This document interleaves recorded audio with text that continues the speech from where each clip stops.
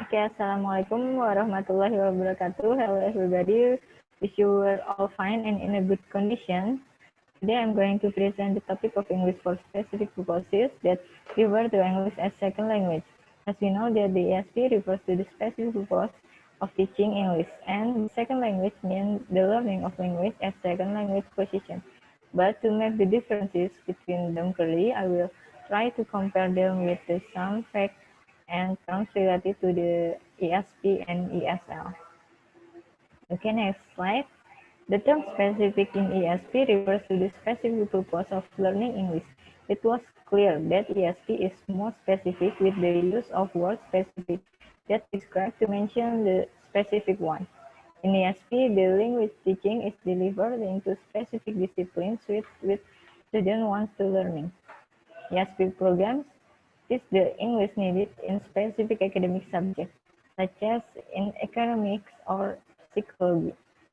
This is the sample case of ESP course. It provides specific discipline of knowledge that student learning a language. Student approach the study of language through a field that is already known and relevant to them. This means that they are able to use what they learn in the ESP classroom right way in their work and study.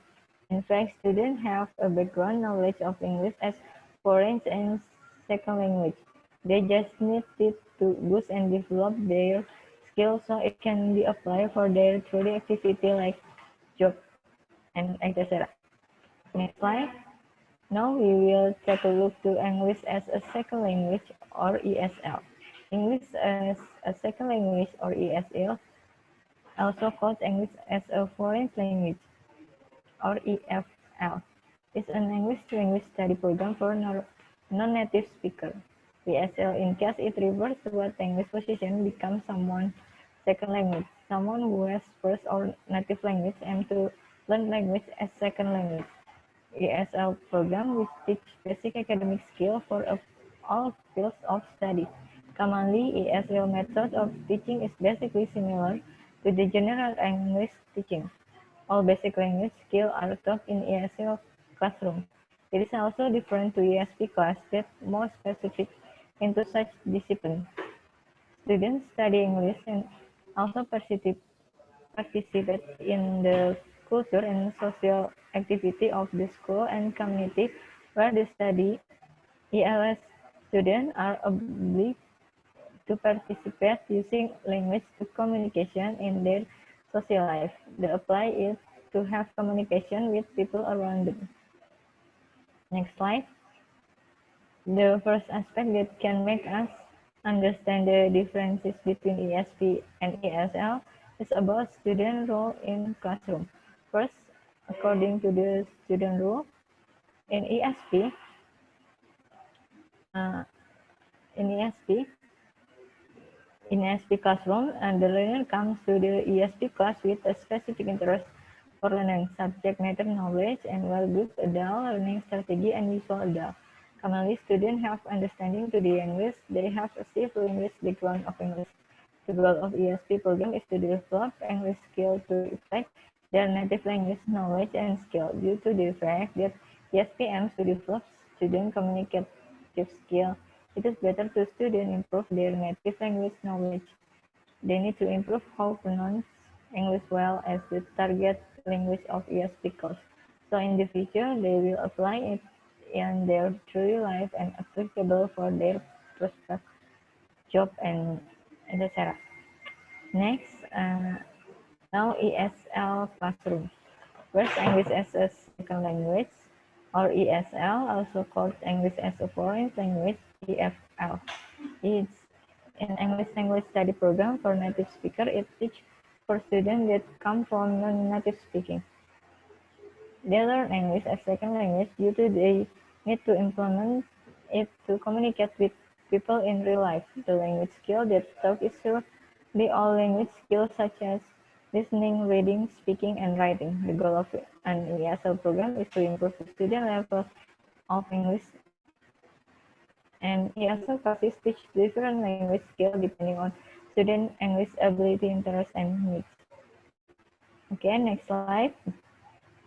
After knowing about student role in both ESP and ESL, now we will see the teacher role in ESP and ESL classroom.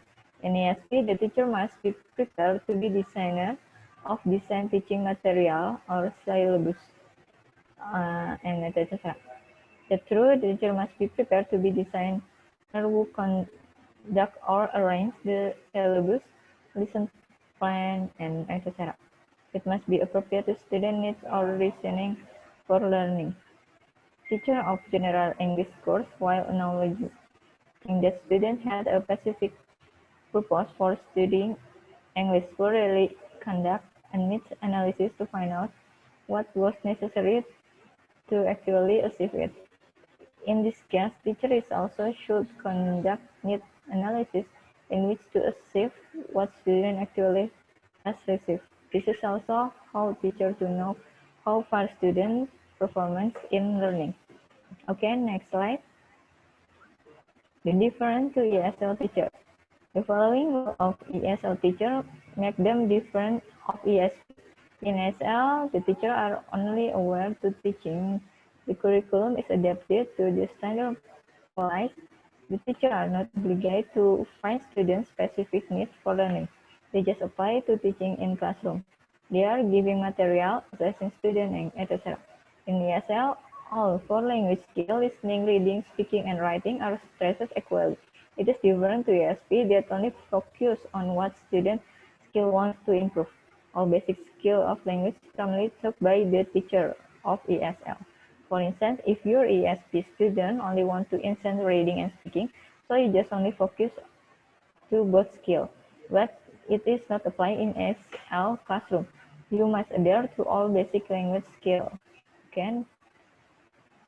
Okay guys, that's all about my presentation today. If you want to give feedback, comment, or maybe question, you may arise and say. Okay, thank you very much for all participants and attention. Assalamualaikum warahmatullahi wabarakatuh.